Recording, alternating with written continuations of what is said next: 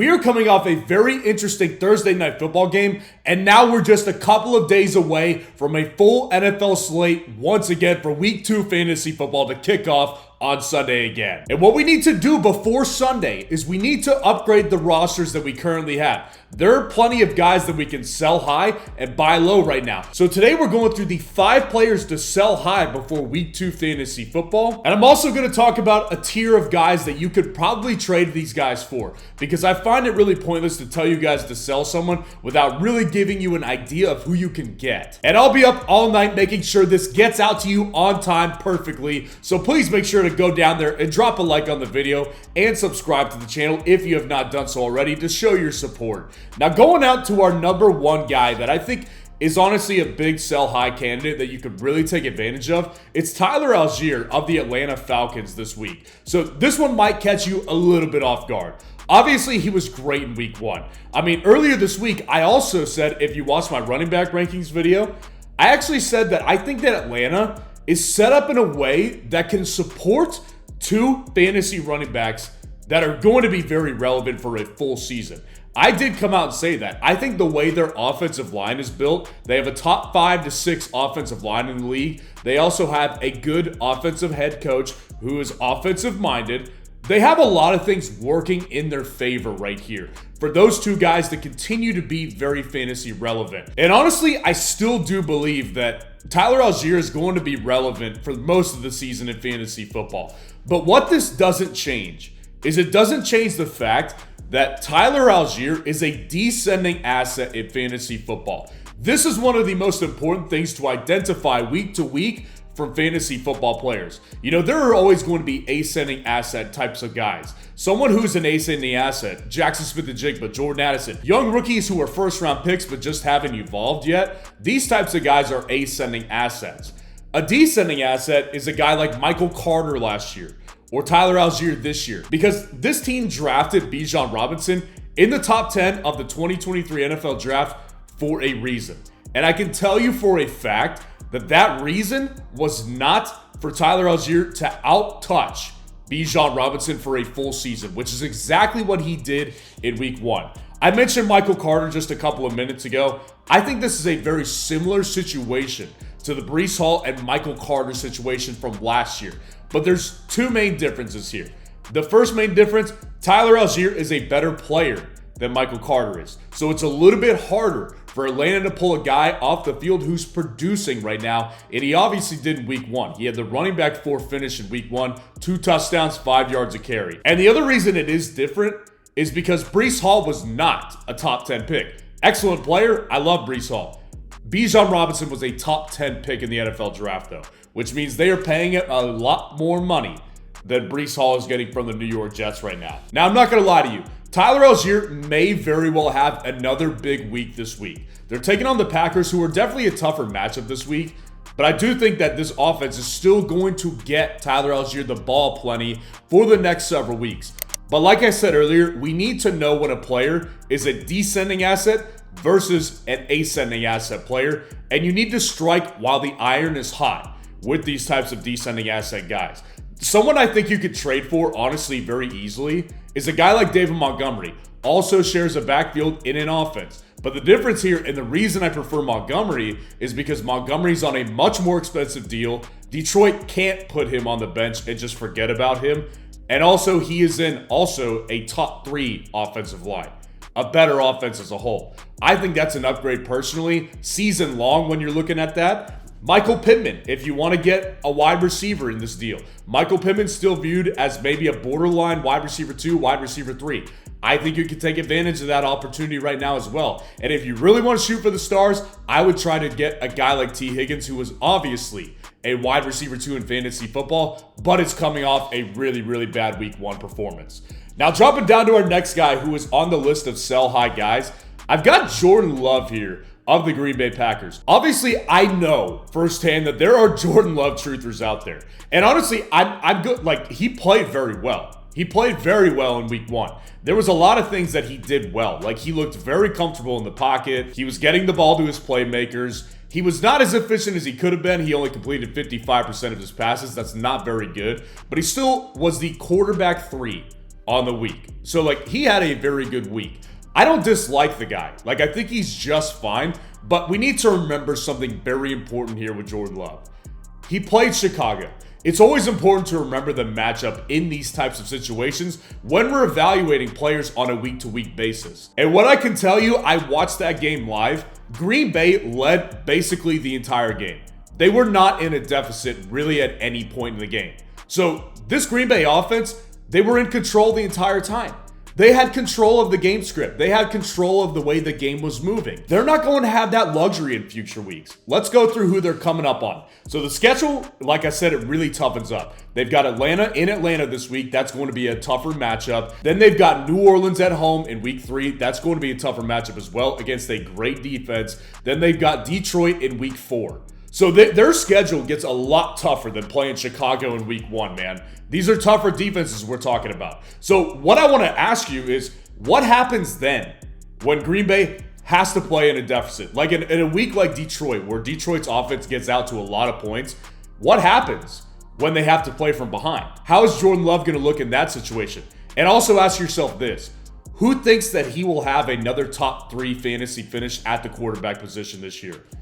I'm genuinely curious. I want to hear your answer in the comments. Because to me, this is the type of guy you package together in a deal with a guy like Mike Evans to upgrade to a quarterback like Anthony Richardson and maybe get a wide receiver in the tier of like a Jalen Waddle. So moving on to our next guy. Speaking of Mike Evans, I've got Mike Evans on this list. I think this is just literally the perfect time to trade Mike Evans right now. He's coming off a big week in fantasy football. Wide receiver 13 finish, had the touchdown, also had 10 targets in this offense. Now, what I'm going to say right now is I know that the legacy of Mike Evans is very, very good. This is a very similar argument to the one that I have with a guy like Matt Stafford, where it's like, yes, the legacy of this guy is going to be very, very good. And he is very, very good when we look back to his prime years. Mike Evans is in the same situation. I mean, we're talking about a consistent 1,000-yard receiver. This guy, he basically prints 1,000-yard seasons, man. But let's be honest with ourselves about this situation. I did not expect Minnesota to lose last week to Tampa Bay. I don't think you expected it. If you did and you had a dark horse pick, let me know in the comments. But I think most of us expected Minnesota to win that game. But also, remember this. Minnesota's secondary is a good matchup for wide receivers. Look at what Devonta Smith did on Thursday night. Like this defense can absolutely be taken advantage of through the air. And here's the thing. Mike Evans does have another good matchup in week 2. He's going up against the Chicago Bears this week. Like it's another good matchup for sure. But this schedule gets much tougher afterwards. He's got Philadelphia in week 3, at New Orleans in week 4, Detroit week 6 after the bye week, and then Atlanta week 7. So this schedule tightens up a lot, and I don't think that the Tampa Bay offensive line is going to hold up against some good pass rushes like the Philadelphia Eagles, like the New Orleans Saints, like the Detroit Lions, and be able to give Baker enough time to find Mike Evans down the field. So to me personally, I would try to upgrade to a guy like T. Higgins, who I mentioned T. Higgins a lot in this video already. He was on my buy low video personally because I think he's a great buy low. Guy had a goose egg in week 1. Also, a guy like Michael Pittman is a very good upgrade option as well because, again, you're looking at him. A lot of people are thinking that he's a borderline wide receiver 2, wide receiver 3 at this point. I think it's best to get off a Tampa Bay wide receiver right now. Now, moving down to number 4, I've got Aaron Jones of the Green Bay Packers on this list right here, and this one might sound really, really tough to do. Like, we're talking about the running back 1 in week 1 fantasy football. Absolutely ripped up the Chicago Bears. Like, why would you trade a guy like that who just had a massive game for you? And obviously, Aaron Jones has the big name. Everybody who plays fantasy football consistently on a year-to-year basis understands and knows who Aaron Jones is and that he is a very, very good talent at the running back position. And what makes it even better this year is that he was like a 5th to 6th round pick in a lot of fantasy platforms. So, like, you look at it, and if you have him, like, it's a steal. Like, where you got him is a steal, especially it was in week 1. So I don't blame you for thinking that at all. But let me tell you why you sell him right now, and the reason that I think that his value is super, super high, probably the highest it will be all season long. So just based on that week 1 game, his value is super, super high right now. Like I said, we're talking about the running back 1 finish in fantasy football in week 1.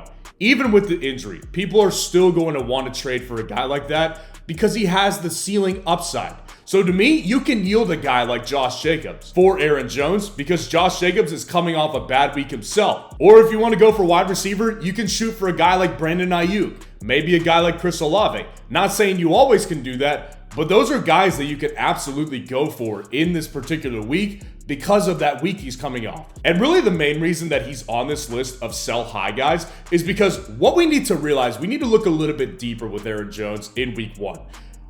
Amidst the great fantasy football week that he had, Green Bay made a clear effort to limit his volume in that game. Like I said, I watched this game live and there was like no sound, no sight of Aaron Jones in the first half of this game.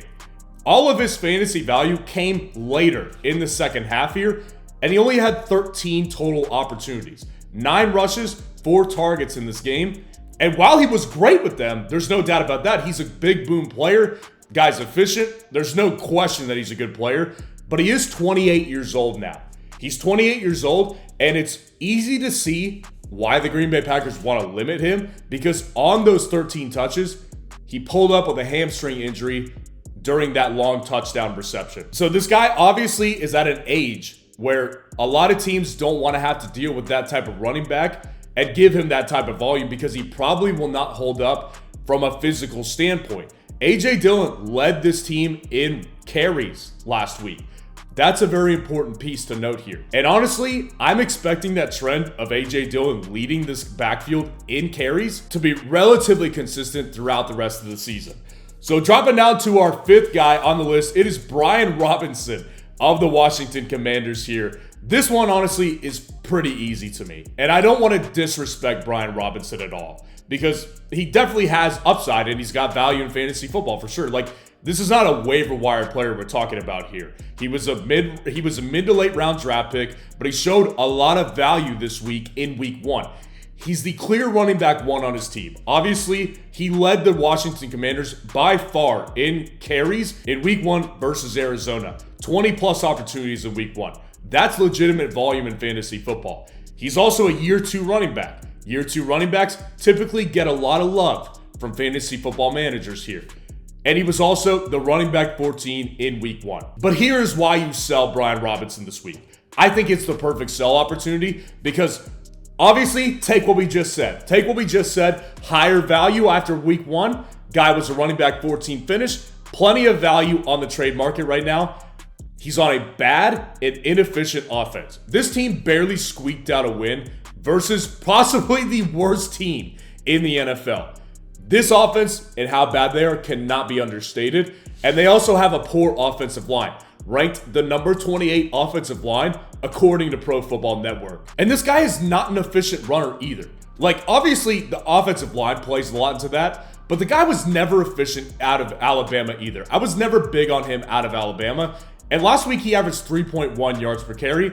And if you look at it, the touchdown was what saved his week in fantasy this past week. And he's also not going to get targets. Like, this guy doesn't get many targets in this offense because he's not a good receiving back. So to me, like, and this might sound a little bit weird, especially after his Thursday night performance, but I'm targeting a guy like Alexander Mattison for this type of trade right here.